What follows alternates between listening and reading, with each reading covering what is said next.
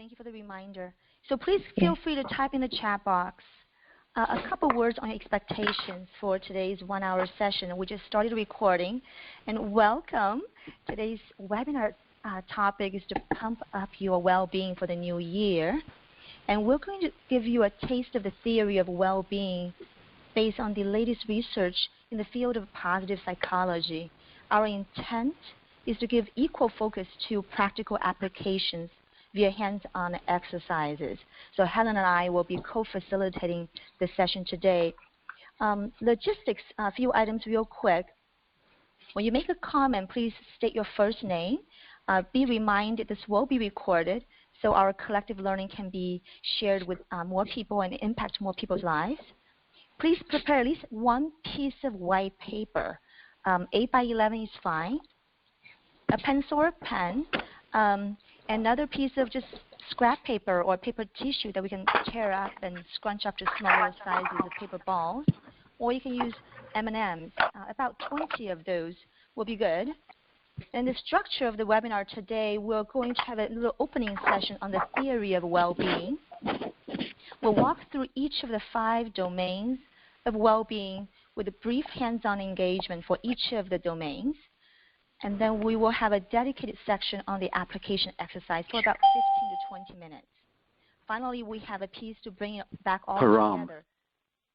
At the very end, we'll invite a pearl from all of you. A pearl is just a few words, a little something precious that you can take away that adds beauty to your life. So it could be a small little insight you take away or a little action that you take away. But the most powerful one is always a little action as a result of an insight. And at the very end, we'll have some Q&A, and we'll stay after the call as well. Param, thank you for joining. Thank you. Are you able to see the web, Param? See the what? The web on the internet? Not right now. I'm on the phone, though. Okay. Do you have access to the web? Internet? Yeah, I could. I do. Yeah, I do. Yeah. Okay. You have the link by chance? Yes, I do.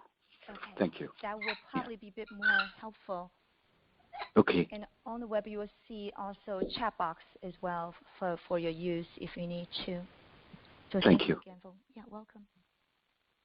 And I want to extend a couple of small invitations for the session. The first one is that, it's very easy to be tempted to multitask. We're very, very good at this. Our invitation is to invite you to value yourself and give yourself priority for just this 1 hour. You'll get more out of this session in this way. And you certainly deserve this attention for you. The second invitation is that we would like to invite you to join the session with your heart, not just your head.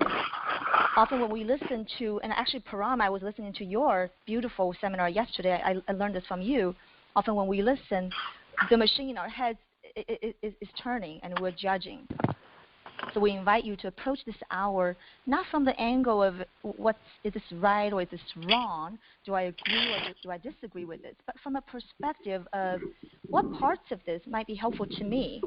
What insights of my own may this conversation trigger? And how might this insight contribute to my own growth? So we would like to invite you to think with your heart if you can.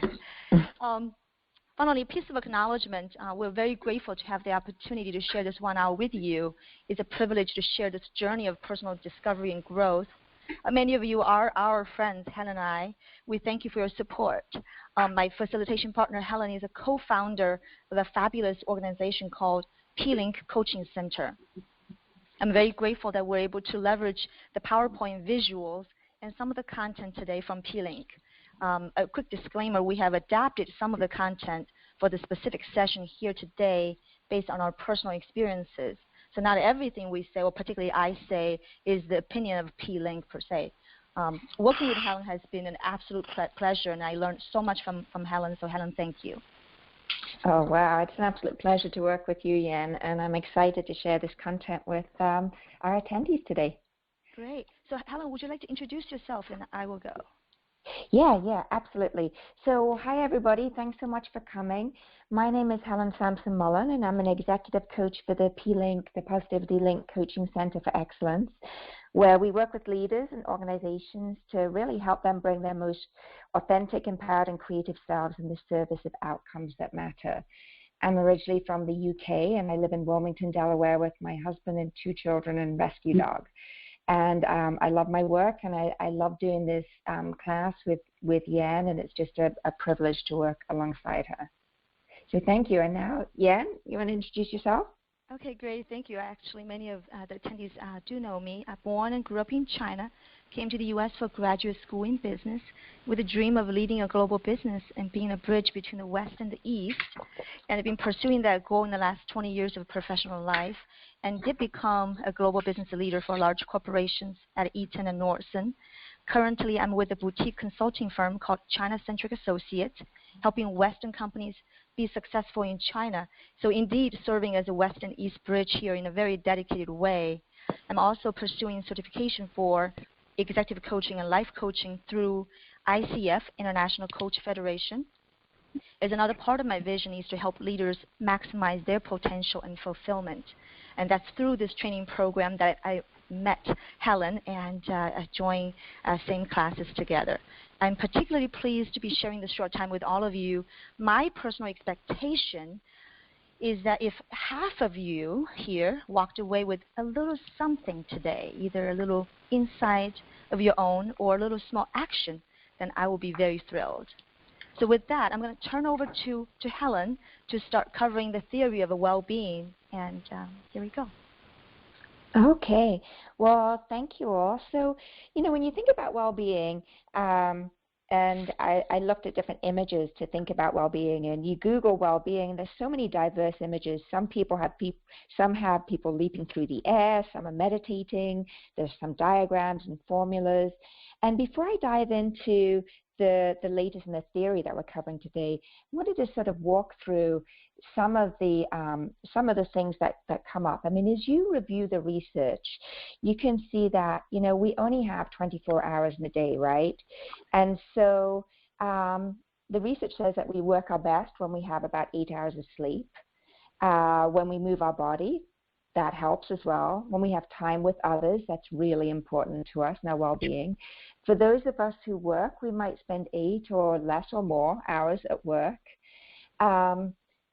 To help with our well-being, we also need some reflection, time within, and then we have some time with others at the other end of our day, So that sort of really leaves us, when you look at the 24, with this 4 hours of discretionary time, which sounds quite good. Wow, 4 hours, that's quite a lot. But then if you commute somewhere, that might eat up a bit of your time. Getting ready in the morning or getting kids ready and out to school is another piece. And then maybe there might be some wind down. And then so when you think about it, there's a lot to fit into those 4 hours, all the things that we fit into our daily living. And then not just that, but it's not just the daily living things, but what about those building a life, the special events, the community involvement, vacations, continuing education. So we want to be really clear about what gives us energy and what takes energy in this world where we literally have 24 hours a day, right? So when we think about what happens when we don't have enough time, what often happens to us is we might cut out on things that may help serve our well-being, which in the end doesn't actually end up serving us. For example, we might cut out on hours of sleep. Usually people say the first thing they do is go to bed later. Often people will say, oh yeah, I just cut exercise out. And then things, that sort of moves, but these are the things that actually can help fuel our well-being. So it's just really good to be intentional and mindful about what it is that we're doing when we're fueling our well-being. So in moving on, when you think about what happens when you thinking about a metaphor of a plant. So we think about what happens when you transplant a plant from a spot where it's flourishing to a new spot in your yard where it gets better light, more drainage, better soil. The plant blooms, and the next season it sprouts up, and it's really even more gorgeous. It's the same plant but new environment. But that's also true for people. So when you think about house plants, you often walk by them one day thinking they're fine, and then all of a sudden they look like these poor tulips in this picture where they've completely drooped, and you think, oh gosh, I better water that. And then it pops right back up. And when we do that over and over again, the plant does spring back again and again, but at the end of the day, sometimes it doesn't really flourish. And so this is a bit of what we do with ourselves. We sprint until we wilt, we crash and burn, and then we recharge, I guess at least until we're above the red line, and then we go at it again. But the question for today is, what if we didn't do that? So, what if we're intentional about working from the place of our strengths and in alignment with our values, and really fuel ourselves in a way that helps build our well-being and our resiliency and ultimately our ability to flourish over time. So enter the theory of well-being. So the theory of well-being was authored by Martin Seligman in 2011, and he was the former president of the American Psychological Association and the founder of positive psychology. And he's the leader of University of Pennsylvania's master's program, and he's written many books, including Learned Optimism, Authentic Happiness, and more recently, Flourish. So the theory is actually an amalgamation of the work of over 70 scientists. This didn't just come from him. This is many, many people's pieces of work.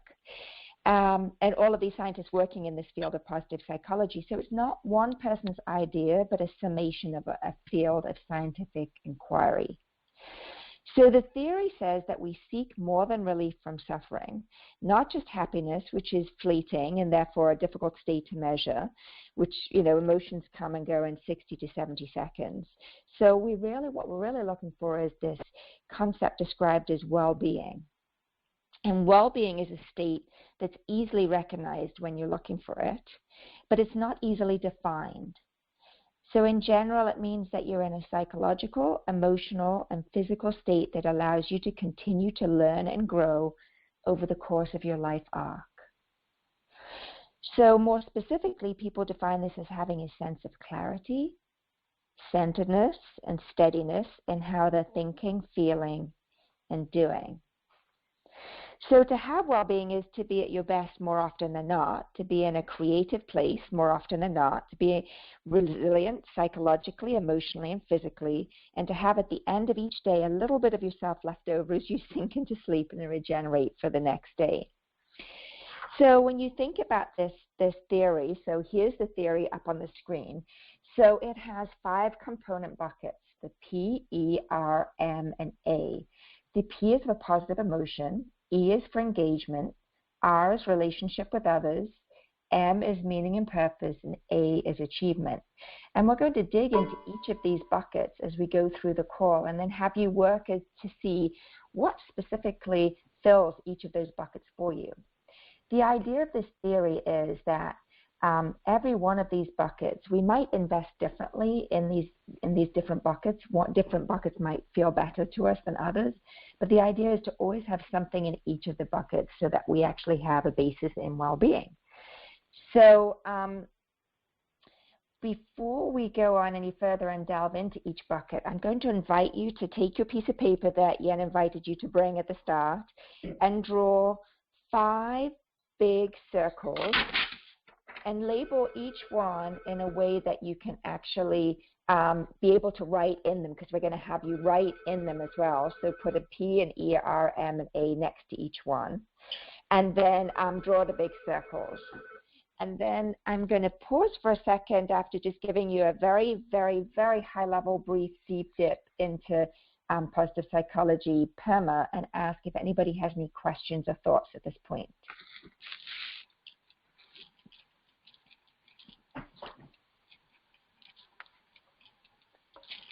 No? Very quiet. Anything? I'm just checking the chat box. No questions? Okay. All right. So then, Yen, I'm going to hand you over to take us into the P. Sounds good. So I'll cover the letter P for positive emotion and first. We'll have 2 slides for each letter. The first slide is just more of an introduction. The second slide is when we invite you to engage your hand and your mind a little bit and use that paper where you drew those 5 big circles.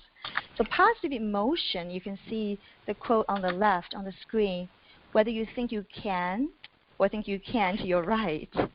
So the point here is that we can choose how we think and how we feel. So positive emotion is an emotion that makes you feel good. is subjectively measured in the moment. Research shows that positive emotions not only make people feel good, they make people more creative, collaborative, better problem solvers, and they build resilience.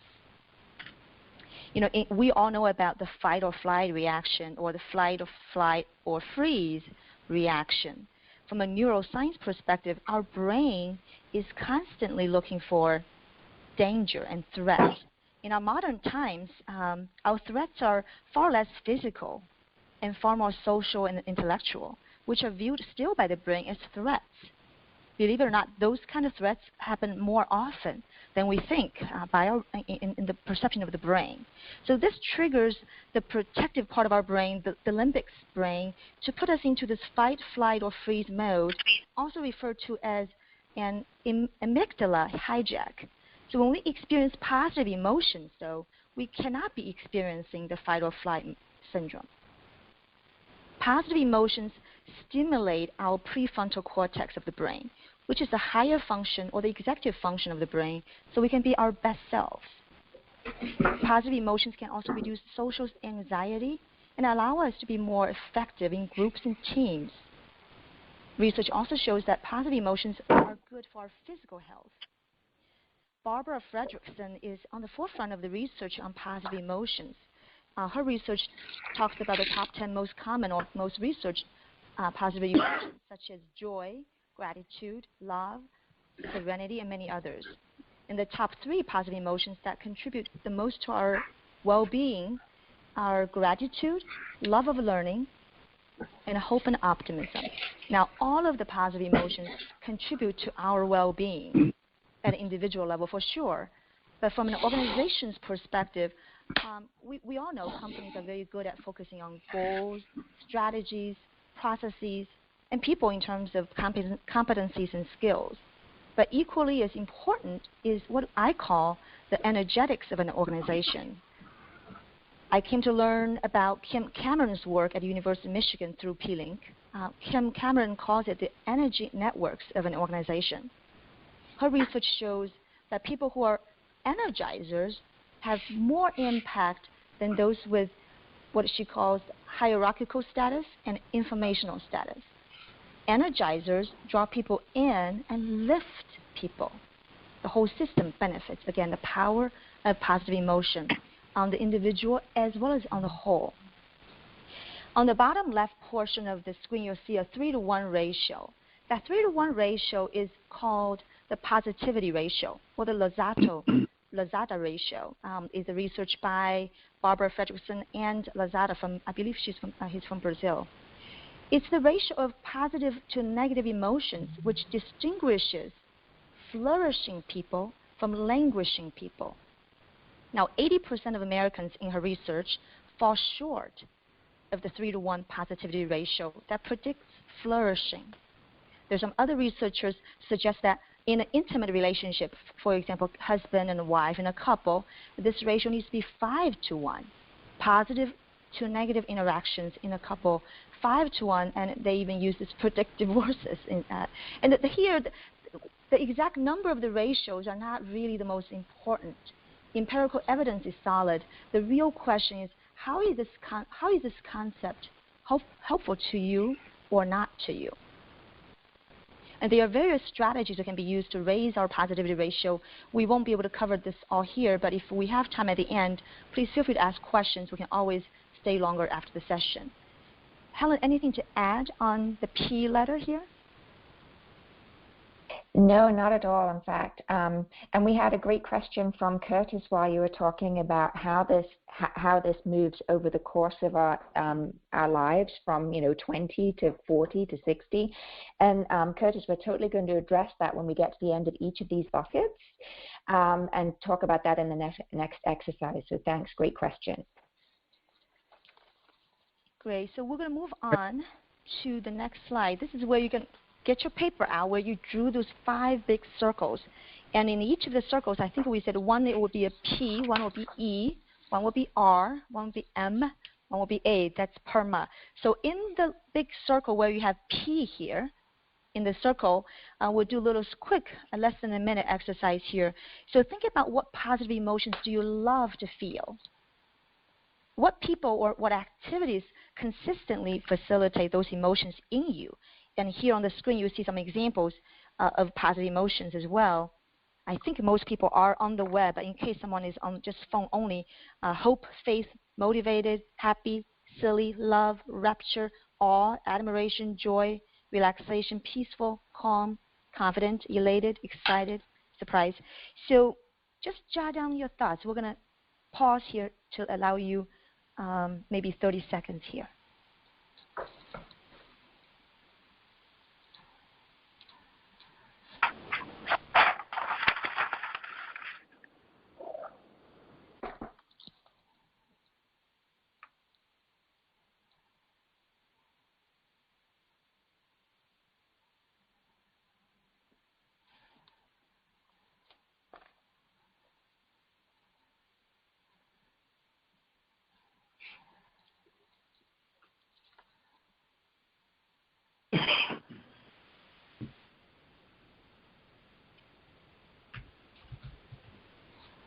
We're going to move on to the next slide on E.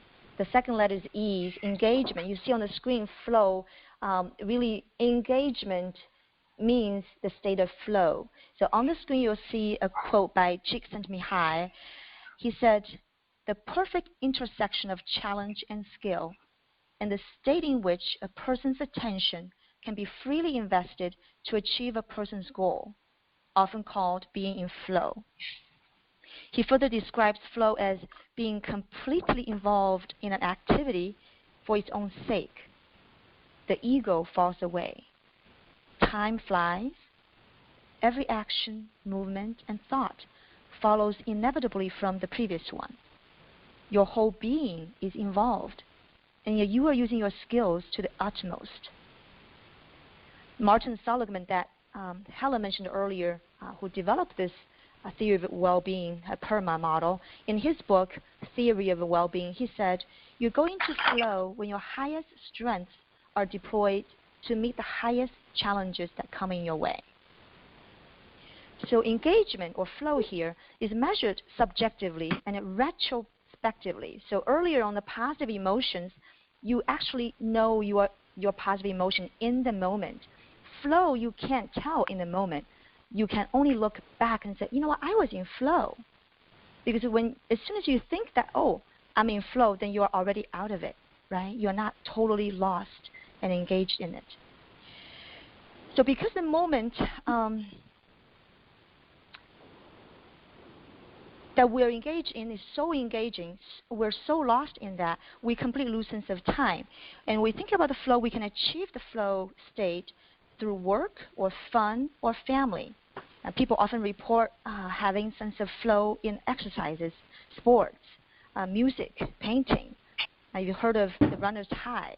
Some people find it in cooking, gardening. I find it also in Tai Chi, in dancing, writing, and self-reflection. My husband is an architect. I often hear him say, "I'm in the zone." And don't disrupt me. I'm in the zone. He's in flow. So think of this flow as engagement within. And notice that time within is not the same thing as time alone. So even though your activity may be with other people, the state of flow is an engagement with the inner world. For example, in my case, I love salsa dancing. It's a hobby. When I take a dance lesson with a group, by working on a dance routine with a group, I can get into a flow state where I completely forget time. I'm not alone, but I'm engaged within. So that's the quick summary of the flow state or engagement as the second letter of the PERMA model. Helen, what would you like to add here? No, that's wonderful. Yeah, you covered it beautifully. Thank you. So we're going to the next slide, do a little bit of maybe 30-second exercise here. So on your piece of paper, when you have the 5 circles, go to the circle where you have the E letter there, which is engagement and flow, and write down what comes to your mind in terms of what activities do you engage in that take you within and leave you replenished. I'll give you 30 seconds.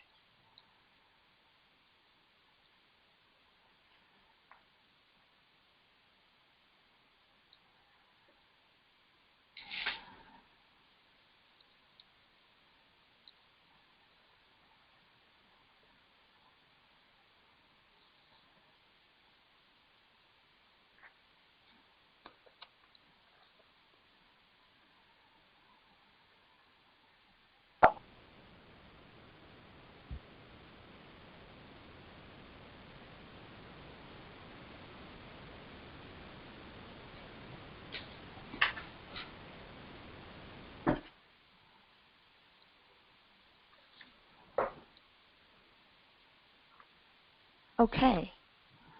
Helen, I'll turn over Okay. to you to go to our relationship. Wonderful. All right, thanks, Yen. So the third bucket is relationship with others, and basically Chris Peterson, who is the key researcher for this body of research, basically put it very beautifully and simply, as in other people matter. So, of course, we're the most social creatures on the planet. You've only got to go anywhere in the world to see somebody glued to their smartphone or Facebook or any other social media. Basically, we're motivated not only just to be group collectivist creatures, though, we're also motivated to be individualistic creatures too. So we have those two sides. We look for ourselves and we look to be part of a collective. Positive relationship with others builds a reservoir that we can draw on at a later time, which is just so helpful. Noticing that not only just people aren't just energizers in our system, but they're also drainers. So we also want to be really aware of when we have people in our world who are the ones that energize our well-being and then the ones that may necessarily drain it. What do we do to help counteract that draining? What are the choices that we make? Some of those people may be family members, and so we want to keep them in our world. So we might need to be really super aware of where we invest our energy if we're going to spend time with them to then re-energize ourselves. So the other piece of this research is that relationship with others motivates participation and sustained effort. So doing something or sharing something with another person enriches the experience emotionally, and it connects the PERMA to the PERMA domains of meaning and purpose and achievement. And in Flourish, Martin Seligman says that in the research, doing a kindness for another person gives the single biggest boost in well-being, which I think is a real bold, underlined statement. So when you do a kindness to somebody else, your well-being surges. Super powerful. So when you think about it, we are totally hardwired for connection and belonging. And that's not just physically, physiologically, psychologically, neurobiologically. So this is such an important bucket to think about, how often are we investing our precious time and energy with the relationships that fuel our PERMA domains, and how can we do this even more intentionally? So we're just going to look at, now go to your piece of paper, your R bucket. So who are the people, who are your people, who are the people that's imperative that you spend time with to experience well-being? In whose presence do you most often feel at peace? And then list those names. We're going to give you a few seconds here to throw those names in there.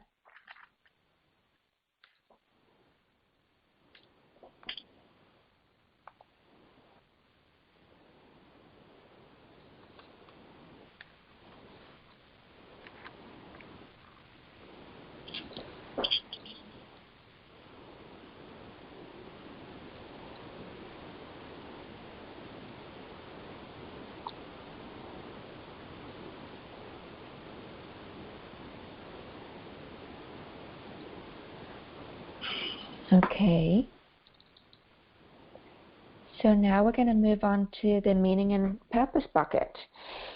So meaning and purpose can be just summed up very easily into being part of something larger than oneself. So for some, that could be attending religious services regularly. For others, it could mean volunteering. For others, it could mean adopting 40 cats or raising 2 children well. So like the other domains, what constitutes this domain will be unique to you. So when you think about meaning and purpose, like I said, we're driven to be part of something larger than ourselves, but we seek to understand how we fit in and demonstrate that we matter.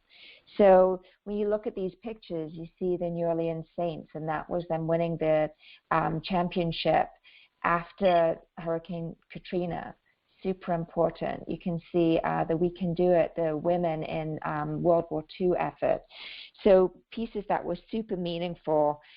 So when we think about doing something, when we're serving somebody else, we're also being in service to ourselves as well. So we get a benefit psychologically, emotionally, and physically. So this meaning can be experienced in the moment or developed over time. It can, the meaning and purpose can be an individual concept, or you can do it within a group experience. And another interesting piece about this is hope theory from Lopez in 2004 said that people who have are high in hope can tolerate twice as much pain for twice as long as those low in hope. In other words, the people who can feel that they have meaning and that their future will be better because you make it so are much more resilient. So in thinking about that, then let's look at go to your M circle. What is it that you do that contributes to your sense of meaning and purpose? We'll give you a little quiet time to fill that in.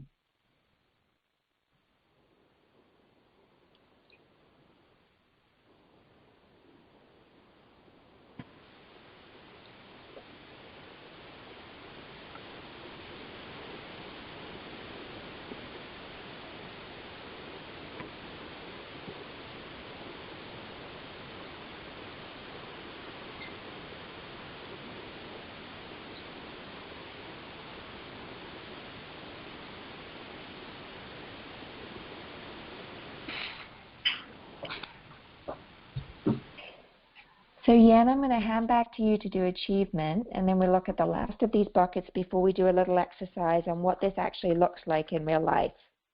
Sounds good. So on the achievement slide here, you can see the quote on the right-hand side. Goal is something that you want to be, do, create, experience, or have. So amongst the 5 letters, PERMA 5 letters, achievement seems to me would be the easiest for all of us to get, right? But the trick here is, what does achievement mean to you? Achievement is typically perceived as a result of the pursuit of success, accomplishments, winning, mastery, and goals that we pursue because they seem worthy of our stretch. So achievement is only relevant when there is a goal. So what goals are we trying to achieve? Not all goals are created equal. There are goals that are externally oriented, and there are also internally oriented goals. Research shows that externally oriented goals, such as fame, fortune, success, social recognition, correlate negatively to well-being and vitality. Surprisingly, huh? Goals that are intrinsically motivated and congruent with personal resources and value contribute to a strong sense of meaning, which is the M letter, and are associated with life satisfaction and happiness. Using my personal example, for as long as I remember, my colleagues noticed, my goal had been to become a general manager for a global business for a large corporation. And I wasn't very aware of this then. Looking back, this really was an externally oriented goal. What I thought other people perceive success for someone who's an MBA graduate, and as an immigrant, I felt a strong need to prove a point that I can really survive and thrive.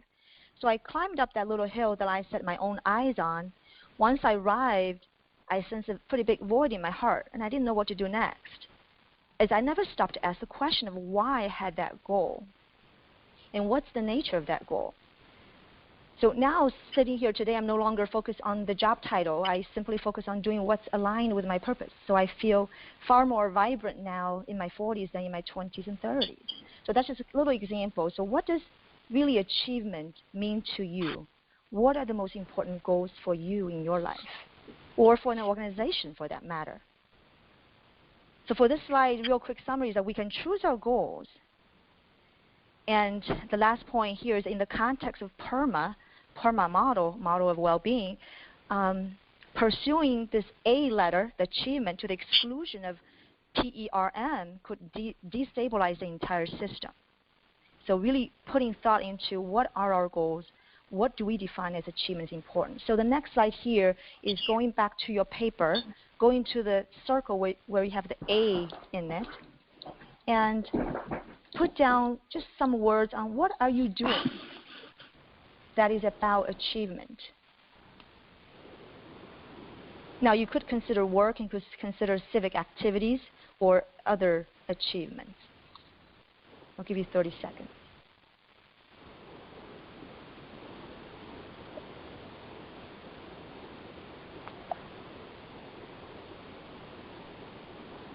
And Curtis shared on the chat box a very beautiful quote. One thing I know, the only ones among you who will be really happy are those who will have sought and found how to serve. Beautiful.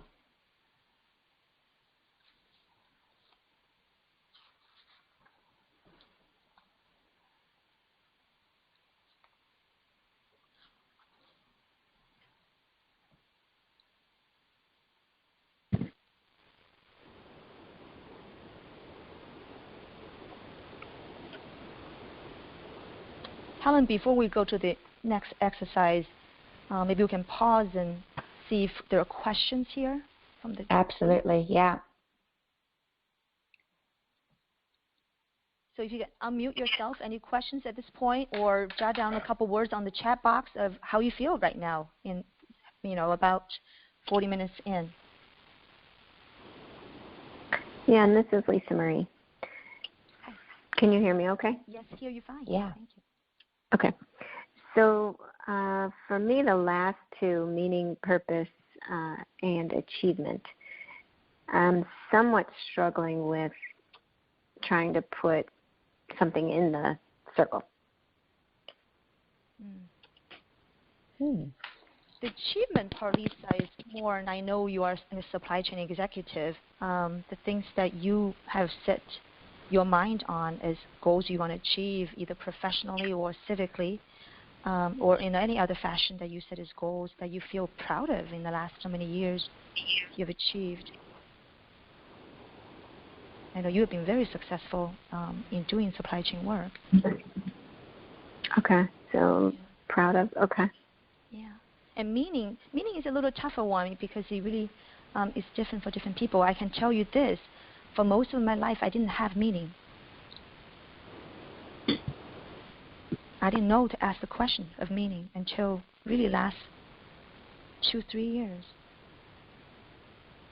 And who did you reach out to help you define that?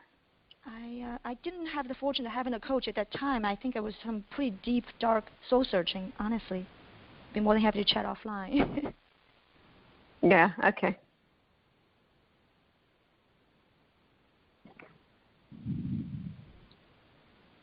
And Ron has a nice comment here. Easier to serve others than let others serve you. The former can make our ego bigger. The latter can make our ego shrink. Yeah, beautiful. Yeah, yeah. And Lisa, the other thing that in terms of thinking about meaning and purpose, this is really just a different way of thinking about things. So I think that once you, and Yana, I can talk to you totally after this to sort of dig in and see where there are pieces. I'm sure that there are pieces there that you're doing, but you're not necessarily seeing them as meaning and purpose. And then the question would be, so if I wanted to do something more of meaning and purpose, what would that look like? That's a good point. What would that be? You have beautiful children, Lisa. Mm-hmm. Is that part of your meaning? And to be honest with you, when I was younger, even when my daughter was younger, I didn't really see that as meaning of my life at that time. Which is right. lost. Yeah, but you probably have some that, as Helen said, that you're not noticing. Okay. Yeah. Thank you. Anything else before we go into our exercise? And I'm going to answer Curtis's question too, or at least attempt to. Anything else? Helen, Curtis. I'm just wondering if I didn't answer my own question as you kind of filled out these circles, but I'd love to hear what you have to say. Oh, wonderful. Okay, great. Well, let me know if you did answer it or answer your own question when I get to this. Okay, so this exercise is, we call this the PERMA grid. So the idea is, so Martin Seligman, when he was doing this, he said, what if there were 20 hypothetical units of you, and you needed to put a little bit in each bucket?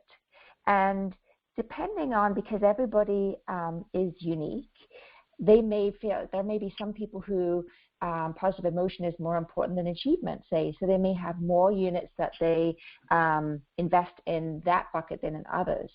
The thing here is to really notice about when you're at your best, where do those units of you, where is your energy in terms of these buckets? So this is where we're going to invite you to either, if you bought your M&Ms, and hopefully you didn't eat them yet if you did, or you have some paper to just scrunch up 20 little units or tear it up into 20 manipulatives. And we're going to invite you on your piece of paper to put where you actually, when you're at a time in your life when you're really feeling that sense of well-being, where has your energy been invested? Which buckets, and how does that look? Okay? So is that clear to everybody?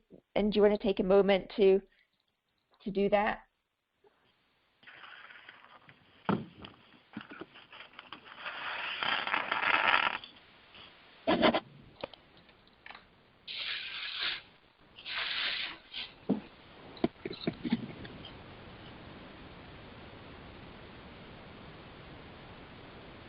Now, sometimes people have a little bit of a problem with this, and sometimes people say, okay, so 20 units divided by 5, that's 4 in each bucket, I'll just do that. And that's actually a fun way to start. And then you can say, well, actually, this is really more important to me than that in that particular moment. Or, no, actually, realistically, this is where I invest. And so moving them around. So Helen, this is Yan. Maybe for the group's benefit, a clarification. These 20 units are our energy units. Mm-hmm. How do they relate to number of hours in the day we spent, or is somewhat related but not fully? Yes, I mean, you can actually even tag, there's an exercise where you can list how you spend your time in the day and then tag it back to, oh, wow, what bucket did that fill? So that's definitely another way to look at this. But this is really just thinking about, when am I at my best? Where is my well-being? Like, is it, what is fueling that well-being? How much is an achievement? How much is an engagement? How much is in relationship to others? It's really this equation, and it's unique to you. And Curtis, to your point, it's unique to you. Probably it will change at different times in your life. So sometimes I'll work with someone, they say, well, I felt it this way and this way and this way and another way. So they had 2 different equations for 2 different, very distinct senses of well-being that they've had in their life. And so it may morph and change. And then once we've got a baseline, then we're going to play with a scenario. So does everybody have something in their buckets? Any comments or questions at this point? Any surprises?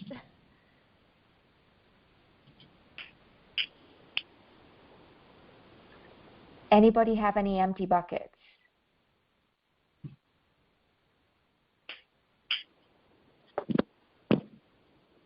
Oh, okay. Well, so let's move on to a scenario then. So let's think about, so here you are with your prime well-being, and as you think about it, so imagine that at work or at home, you've been given a great big task, something that is a big achievement that you need to devote a lot of your energy to. So I'm going to ask you to move 10 of those units into the achievement bucket. So the question is, as you move those in, what are you taking from? So move those units over, and then notice where you pull them from.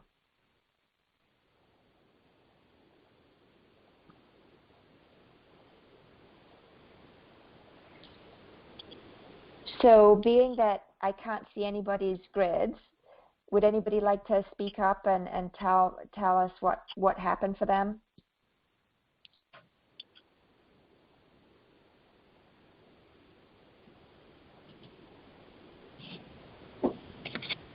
Helen, this is Curtis. I'm not sure I understand. Okay. So you're saying to take from the other 4 buckets and pull things out of buckets and put them into achievement? Yeah, so you need to have 10 in achievement. So depending on how many had an achievement before, it depends how many you need to pull from the other 4 buckets to move them across. So we're sort of doing a metaphorical with the PERMA grid of what actually happens in life. Okay. Thank you.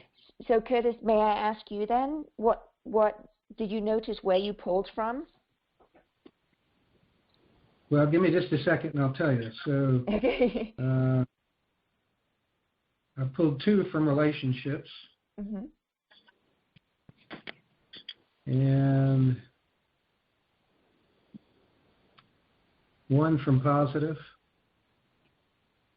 Mm-hmm. 1 from engagement, Mm-hmm. and 1 from meaning and purpose. So I think that was 6. I had 4 in achievement. Okay. All right. Okay, great.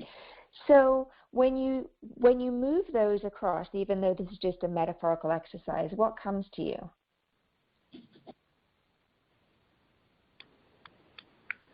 The other buckets look unbalanced.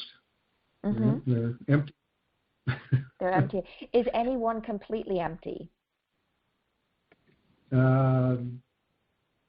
Yes, the meaning and purpose. I only had 1 thing in there, and that was really in others. Mm-hmm. I pulled that. Yeah. So it's really good to notice, because what happens in our life is we get given these things and we kind of run with them, and then all of a sudden we feel our well-being is we feel a little unsteady. Our well-being can be a little impacted. And so this is really just a tool to be able to notice, okay, so if I'm feeling a little unsteady, what is it that I could do? What could I intentionally move my energy into? What could I specifically do that would put something in that bucket, right? Because often we're given situations that we didn't necessarily plan and we need to mobilize ourselves into.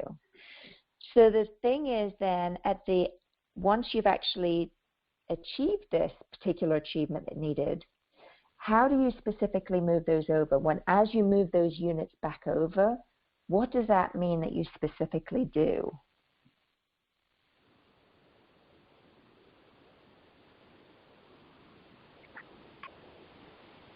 So you pulled them into achievement.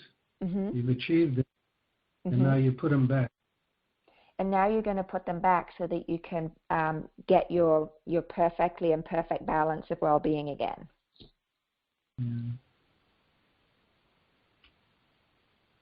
Maybe it brings some clarity to each one of them.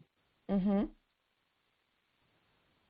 That sense of achievement gets spread out across the 5 buckets. Mm-hmm. Might make you feel more positive about each one of the buckets. Mm-hmm.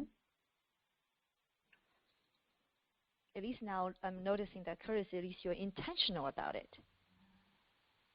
Yeah. Mm-hmm. Yeah.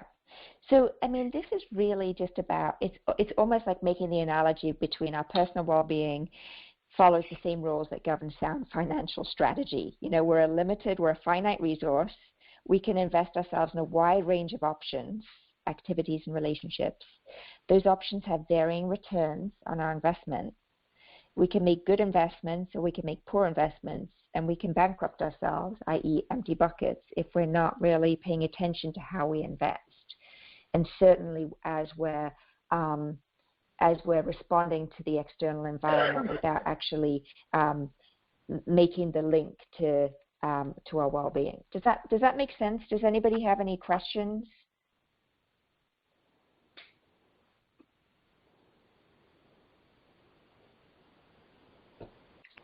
Lisa, I see you said relief.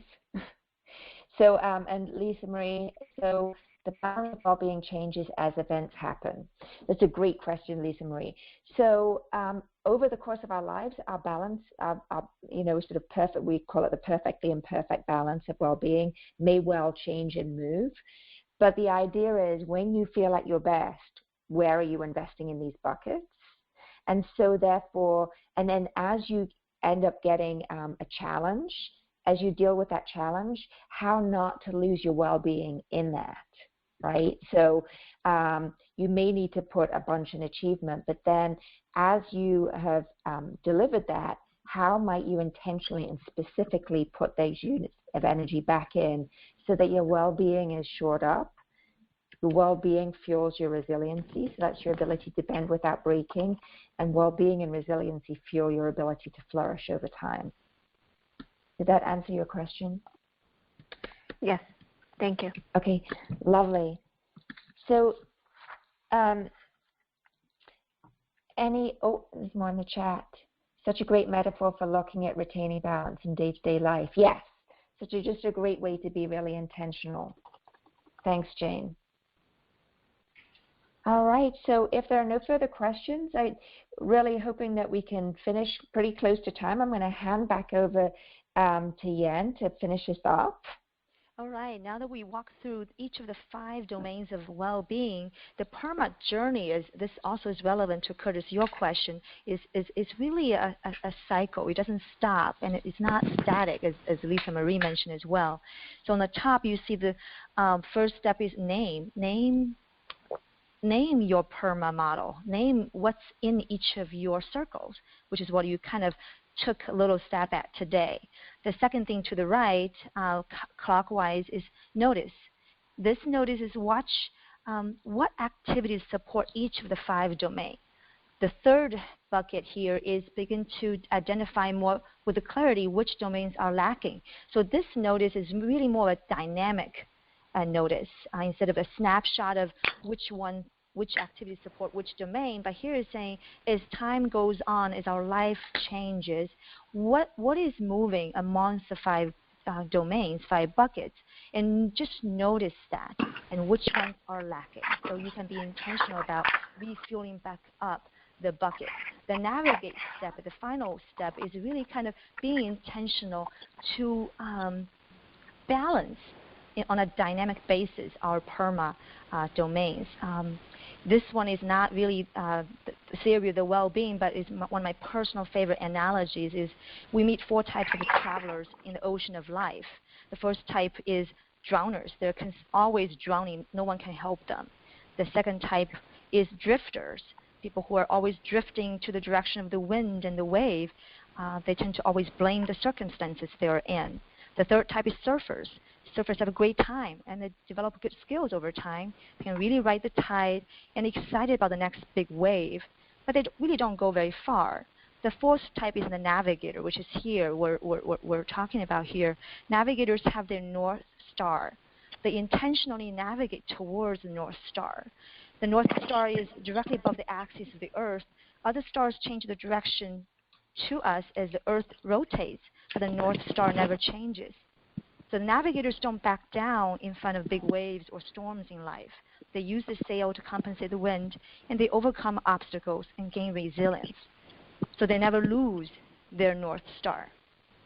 So in the context of the PERMA journey here, you see on the screen, what is your North Star in terms of well-being? What are the non-compromising values in your life? And what are the non-negotiable energy investments in each of the 5 buckets that would guide you as you meet challenges and sometimes weather storms in life? Sorry, could you clarify the difference between the, I'm sorry. Go ahead, please, Param. The difference between the surfer and the navigator was not clear to me. I understood the navigator but didn't understand the surfer. Yeah, the surfers have a good time and they have good skills as they surf and surf more. They ride the tide and they do really good job with it as the tide comes to them. They're always waiting for the next big wave. They don't really go very far. They're kind of close to the shore. Is that helping? Yes, absolutely. That's crystal clear now the way you put it. Okay, thank you. So PERMA Rich, this last page, when everything you do in work, play, and rest enriches multiple domains. It's really not a zero-sum game. What we can do is intentionally invest our energies so that we enrich more than one bucket in this PERMA model. So give a very quick example. On Sundays in the winter here, when there's snow, I ski with my family. So it helps with the P, positive emotion. I feel joy. I'm in awe of nature, and I feel excitement. I'm grateful that I'm able to physically ski. On the E bucket, engagement, I feel the sense of flow. I'm engaged. I lose the sense of time when I'm learning a new skill in ski. In the R bucket, relationship, I'm bonding with my family. In A, in achievement, I learn the techniques of parallel skiing. I just learned hockey stop, and I'm getting more confident when I go down a steeper hill. So I'm hitting 4 buckets in one activity. So it's not a zero-sum game. It's really about intentionally investing our activities, energies of our life, and to get the most return for our investment. Yeah, and we often call that, in P-Link we call that's a 4-star activity, where you're doing something that feeds multiple buckets. So the question or the inquiry for you all here is, what do you do or can you choose to do that will enrich multiple domains of your well-being? So with that said, we're down to the last page on the summary side. You'll see the summary, well-being is available to everyone. If you pay attention to our, what Helen calls the perfectly imperfect PERMA model imbalance, we can create and manage our well-being on a dynamic basis. We can be purposeful with our change and how we invest our energy. Don't forget the 3-to-1 positive to negative ratio. And with our knowledge, with some practice, we'll make progress. So real quick, I'd like to invite everyone to share a little quick pearl, maybe a couple words, any key takeaway or insight or action.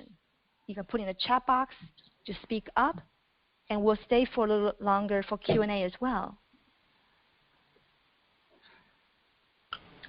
Jan, this is Curtis, and Helen, I'll just give a quick point to my question about how does this look over time. And as I looked at the 5 buckets, I was thinking back that I could see my, for lack of a better term, my DNA in those buckets when I was a young man. Mm-hmm. And some of the same things are still there. So just a quick example, it kind of evolves over time. But in the meaning and purpose, I was in supply chain, building things in construction all over the world, and so I love building things. And I've loved building things from the time I was a little kid. Mm-hmm. But a couple of years ago, I switched from building things to building people. And so the construction aspect is still there, and that's that part of my DNA that I could see when I was young. It's still there today. So just make that comment. Mm-hmm. Beautiful. This is Nina. What I notice is that I'm happiest and most at peace when I have both external and internal goals going simultaneously. Mm-hmm. And as I've gotten older, I've chosen, it seems, sometimes unconsciously, sometimes consciously, to engage in activities that feed both sides. Beautiful. That's great. Thank you for sharing. Oh. Yeah. Hi. Quick question: Are we able to get this this PowerPoint? We'll send out the recording, which will include the audio and the visual together. We'll send out the link. Mm-hmm. Okay. Excellent. Thank you so much. All right, I've got to go. Thanks so much. Thank you. Thanks, Nina. Bye. Mm-hmm. Bye. Any other comments? Quick takeaways? Hi, this is V. Really nice presentation and very timely. And I noticed in my circles, my well-being, I saw probably the area that I need to strengthen more is relationship building. And I notice a lot of things, too, with me are more centered, not so much around my career as it used to be, but more around my personal interest and relationship building, which is where I want to be. So that was reassuring for me. And particularly in 18 months when I'll be an empty nester. So very helpful activity. Mm-hmm. Well, good noticing. Great. Thank you. Yeah. I love the session. I absolutely loved the session because it raised a lot of issues for me to look at. One of them is I'm going through a phase of my life where I really feel my creativity flowing, but at the same time I find myself spending so much of my time in fixing issues with my wife. And sometimes we grow out of relationships in terms of where we need to be and what our biggest needs are. So the challenge I'm left with is how do we respectfully continue to relate to somebody who may not be on the same page as us, not necessarily allowing them to drown, but if they're habitually addicted to drowning, how can we respectfully teach them how to swim and be on their own and not get sucked into their drama? I don't have an answer, but it's just, and the session has enabled me to see how much of my energy is actually being taken up in something that actually is going nowhere. And just to be with it, not necessarily to act, but just to be with it and become more self-aware. I think that's just it, Haran. Just be with it. Just notice. Yeah. And the thing is, the only person that you can actually change is yourself. So the question is so powerful, which is, what can I do to impact my environment? Yeah. Right. Thank you for sharing. Yeah, thank you. Thank you. Thank you. what other comments may be there? So Lisa. I see Curtis said, great job, ladies. Thanks for your time and energy. You're very welcome, Curtis. Thank you so much for being so pleasant and so present in the call and letting us use your example. And Lisa, thank you for the opportunity. This is helping teach myself to be a better myself, teach me to be better to myself. I'm searching how to do this. This is a wonderful example for focus. Wonderful. Thanks so much. Jane said, we have an opportunity to understand the elements of well-being in play with the allocation of priorities for sustainable balance. Thank you so much. Thanks, Jane. And Lisa Marie, the ski example really helped pull it all together. I love that. Thanks, Lisa Marie. Okay, any further pearls or questions as we close out? Just an expression of my gratitude for interrupting our day so wonderfully and so beautifully and reshaping the architecture of our lives. Thank you. Oh, wow. Gratitude to you. Thank you. Thank you. Well, goodbye, everyone. Thank you. Have a great rest of Goodbye. the day.